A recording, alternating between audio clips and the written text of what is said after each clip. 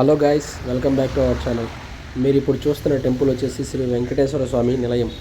ఈయన కొలువైన చోటు ఇది వచ్చేసి ఆలంకాయనపల్లి, కడప జిల్లాలో అయితే కొలువైంది ఈ టెంపుల్.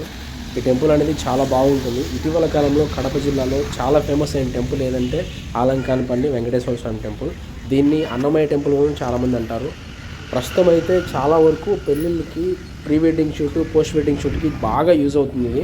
సో మనకి ఇష్టం వచ్చినంత, మనకు నచ్చినంత క్రియేటివిటీని పెంచుకుంటూ వెడ్డింగ్ షూట్లో కానీ, ప్రీ వెడ్డింగ్ షూట్లో కానీ, పోస్ట్ వెడ్డింగ్ షూట్లో కానీ బాగా యూజ్ చేసుకుంటున్నారు ఈ లొకేషన్ని. మీరు కూడా చూస్తారని మీకోసం పెడుతున్నాము. సో వీడియోలోకి వెళ్ళే ముందు ఏంటంటే ఫస్ట్ చిన్న రిక్వెస్ట్, వీడియో అనేది చాలామంది చూస్తున్నారు, వెళ్ళిపోతున్నారు. మీ నుంచి నాకు ఎలాంటి సపోర్ట్ అనేది ఇంతవరకు అయితే ఇంకా ఎక్కువ రావటం లేదు. సో నాకు మీ నుంచి బూస్టింగ్గా, ఎంకరేజ్గా, ఒక ఇంట్రెస్టింగ్గా ఉండేందుకు ఒక లైక్, ఒక సబ్స్క్రైబ్, బాగా నచ్చిందంటే షేర్ చేయండి. ఇంకా లేట్ చేయకుండా ఇక్కడ ఎవరున్నారు, ఎందుకున్నారు, అసలు ఏంటనేది చరిత్ర మొత్తం నేను చెప్పబోతున్నాను. ఫస్ట్ ఆఫ్ ఆల్ ఏంటంటే వెంకటేశ్వర స్వామి మిమ్మల్ని చూపించే ముందు ఆయన గురించి ఒక చిన్న కథ చెప్తాను వినండి. వెంకటేశ్వర స్వామిగా మారడానికి, ఆ అవతారంలోకి రావడానికి ఒక కథ అయితే ఉంది, చెప్తాను వినండి. మహాభారతంలో మొత్తం అక్కడ యుద్ధం మొత్తం జరిగిన తర్వాత, ఆ యుద్ధం తర్వాత ఒక పక్షం వాళ్ళు చనిపోయి ఒక పక్షం వాళ్ళు మిగిలారు. అంటే పాండవులు, కౌరవులు 100 మంది చనిపోవడం జరిగింది. తర్వాత పాండవులు ఉన్నారు. పాండవులు రాజ్యానికి వెళ్ళి ఏలే ముందు వచ్చేసి గాంధారి మాత ఒకసారి అయితే శాపం పెడుతుంది అనమాట కృష్ణుడికి. ఏమని పెడుతుందంటే, నీకు తెలుసు యుద్ధం జరిగిందంటే నా కొడుకులు చనిపోతారు, సో తెలిసినా కానీ నువ్వు ఎందుకు ఆపలేదనేసి ఆయన మీద కోపంతో శాపం పెట్టాలనుకున్నప్పుడు, సో అప్పుడు కృష్ణుడు ఏమంటాడంటే, ఏం పెట్టాలనుకున్నా నాకే పెట్టు, పాండవుల జోలికి వద్దు, వాళ్ళకి ఏం తెలీదు, నేనే మొత్తం అంత కర్త కర్మ క్రియ అని చెప్పడం జరుగుతుంది. దాని తర్వాత గాంధారి కృష్ణుడికి అయితే ఒక శాపం పెట్టడం జరుగుతుంది. నీకు వచ్చే చావు దిక్కు లేకుండా చేస్తావు అనేసి, ఒక యదువంశం అనేది లేకుండా సర్వనాశం అయిపోతుంది అనేసి ఒక హిస్టరీగా మనకి పురాణాల్లో ఇది ఉంది. సో అలా శాపం పెట్టిన తర్వాత కృష్ణుడు ఏకాంతంగా అడవిలో ఉన్నప్పుడు బోయవాడి రూపంలో వచ్చిన ఒక అతను బాణం వేస్తాడు. అది కూడా జింక్ అనుకొని బాణం వేస్తాడు. అప్పుడు ఆ బాణం వచ్చిన బాణము, బోయవాడు వచ్చిన బాణము శ్రీకృష్ణుడికి బొటన వేలుకు తగిలి ఆయన మరణించడం జరుగుతుంది. ఆయన మరణాంతరం కూడా ఆయన గుండె అయితే కొట్టుకుంటూ ఉండడం వల్ల ఒకసారి కృష్ణుడు చనిపోయింది తెలుసుకొని అర్జునుడు వెతుక్కుంటూ వచ్చినప్పుడు కృష్ణుడు అయితే దేహం వదిలాడు, కానీ ఆయన గుండె మాత్రం కొట్టుకుంటూ ఉంది అనేది వెలుగులో ఉంది ఒక కథ. ఇంకోటి ఏంటంటే, మోర్ ఇంట్రెస్టింగ్ క్వశ్చన్ ఏంటంటే, ఇక్కడ ఆ కొట్టుకుంటూ ఉన్న గుండెని అర్జునుడు ఆకాశవాణి పలికిన పలుకులకి ఒక సముద్రంలో వదిలిపెట్టాడు. ఆ సముద్రం వదిలిన గుండె పూరిలో ఉంది, అంటే పూరి జగన్నాథ్లో ఉంది. అక్కడ దానికి కూడా ఒక హిస్టరీ ఉంది. దాని హిస్టరీ తర్వాత చెప్తాను. ఇంకపోతే ఇక్కడ కృష్ణావతారం తర్వాత వెంకటేశ్వర స్వామి ఎత్తినాడు కదా, ఈ అవతారానికి ఒక చిన్న కథ ఉందండి. వెంకటేశ్వర స్వామి అవతారానికి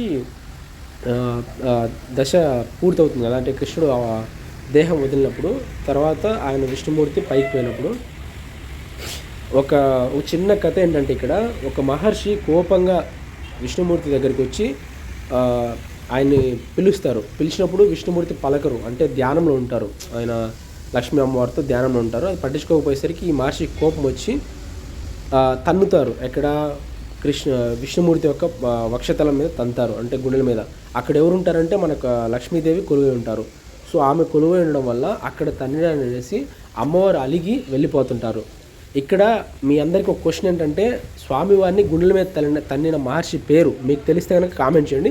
తెలియకపోతే నెక్స్ట్ వీడియోలో ఆ కథ నేను చెప్తాను. ఇంకోటి ఏంటంటే, ఆ తర్వాత అమ్మవారు అలిగి వెళ్ళిపోతున్నప్పుడు స్వామివారు ఆ మహర్షికి ఉన్న కన్నును నొక్కి ఆయన అహంకారం తీసేస్తాడు. ఆ తర్వాత తప్పైంది స్వామిని క్షమించండి అడిగితే విష్ణుమూర్తి, పర్లేదు, నీకున్న గర్వం ఈ కంటి వల్లనే, ఈ కంటి పోయిందంటే నీ గర్వం పోయినట్టని చెప్తారు. అప్పుడు ఆ మహర్షి అక్కడి నుంచి స్వామిని సేవించుకొని వెళ్ళిపోతారు. తర్వాత అమ్మవారిని వెతుక్కుంటూ విష్ణుమూర్తి ఎవరైతే ఉన్నారో మానవ రూపంలోకి దాల్చి 7 కొండల్లో ఫస్ట్ అడుగు పెట్టడం జరుగుతుంది.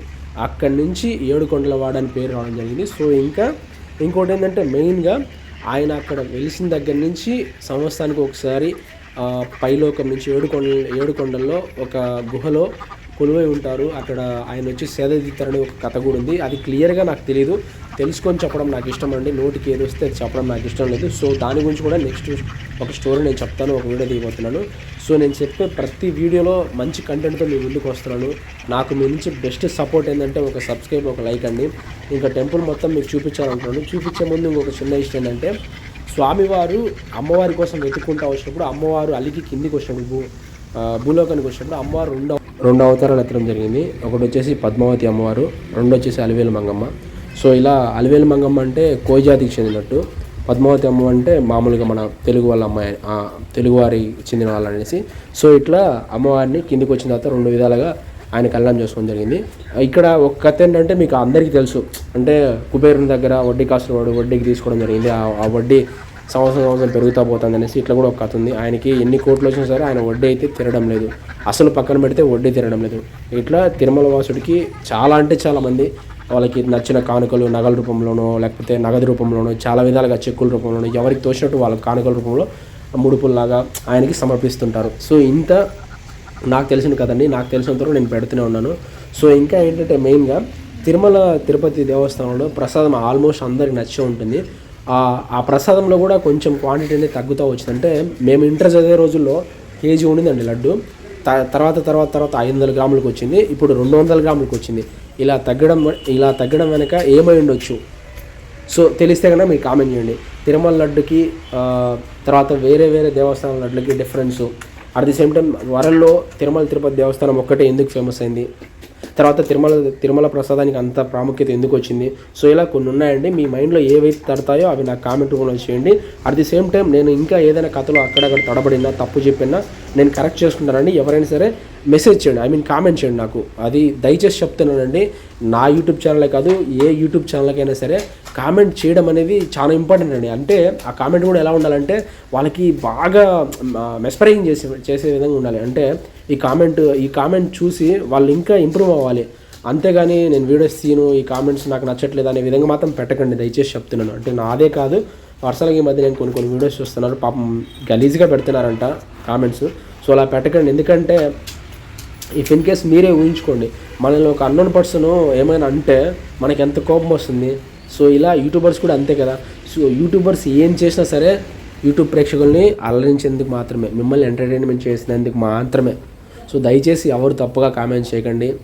సో ఇంకా తిరుపతి దేవస్థానం ఎంత ఫేమస్ నేను చెప్పాల్సిన అవసరం లేదు, వరల్డ్లోనే చాలా బెస్ట్ టెంపుల్ అని, one of the best temple అని చెప్పొచ్చు. సో ఇట్లా తిరుమల వెంకటేశ్వరుని గురించి నేను చెప్పాలని చెప్పాను. సో ఇంకా ఆలంకానపల్లిలో కడప జిల్లాలో ఎలా కొలువై ఉన్నారనేసి స్వామివారిని మీరే చూడండి. ఇంకోటి ఏంటంటే ఇక్కడ స్వామివారు అమ్మవారితో కొలువై ఉన్నారు సతీ సమేతంగా. అట్ ది సేమ్ టైం పైన వచ్చేసి 81 అడుగుల వెంకటేశ్వర స్వామి విగ్రహము, దాని కింద గర్భగుడి ఏర్పాటు చేసి స్వామివారిని అమ్మవారిని పూజించడం జరుగుతూ ఉంది. అదే సేమ్ చుట్టుపక్కల అంటే గుడి ప్రాంగణం చుట్టూ ఒక పక్క ఆంజనేయ స్వామి ఉన్నారు, అటుపక్క గరుత్మంతుడు, మళ్ళీ ఇటు సైడ్ వచ్చేసి ఆంజనేయ స్వామి ఉన్నారు. నేను అది కూడా తీశాను, క్లియర్గా చూడండి. ఇంకపోతే కృష్ణావతారంలో మనము స్వామివారిని ఏమని పిలుస్తాం? గోకాపరి అంటాం, అంటే గోవుల్ని కాసేవాడని మ్యాక్సిమం పురాణాలు మనకు చెప్తాయి, అంటే నేను అనట్లేదు, సో మనకు తెలిసింది. సో అందుకు ఆయన గోవుల కాపరి కాబట్టి గోవులు రక్షిస్తున్నట్టు ఇక్కడ టెంపుల్ చుట్టూ దగ్గర ఒక 100 నుంచి 150 వరకు ఆవులు ఉన్నాయండి, ఆవులు ఎద్దులు ఉన్నాయి.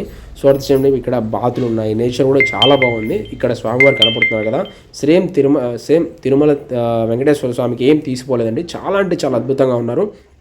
సో నేను చూపించాలనుకున్న అద్భుతమైన సృష్టి ఇదేనండి. మీకు దయచేసి చెప్తున్నా, నా వీడియోస్ మీకు నచ్చినట్లయితే మరీ అడుగుతున్నాను, లైక్ చేయండి, షేర్ చేయండి, సబ్స్క్రైబ్ చేయండి.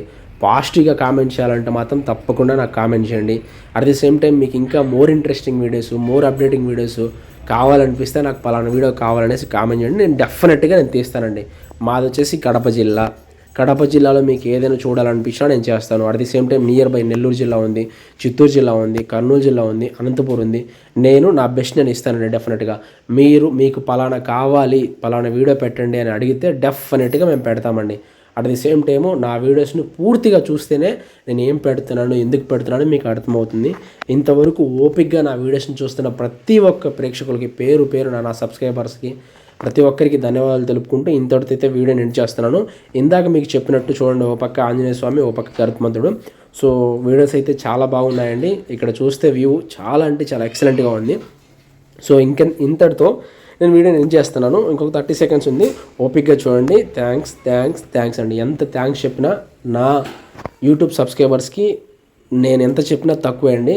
చాలా థ్యాంక్ యూ. మీ సపోర్ట్ లేనిదే నేను ఇంతవరకు కూడా రీచ్ అయ్యి ఉండేవాడిని కాదు.